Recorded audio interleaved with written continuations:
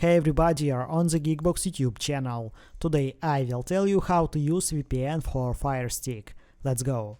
Open search. Find VPN app. For example, ipvanish VPN.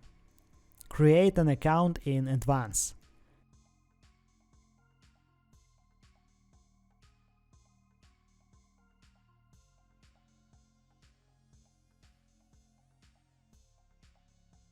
Get.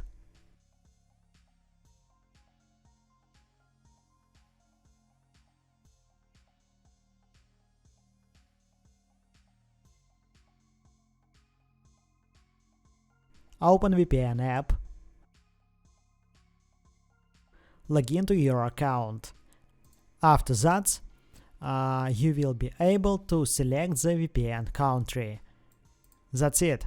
Now you know how to use VPN for Firestick. Thanks for watching. Please like and subscribe to the channel. Good luck and see you soon.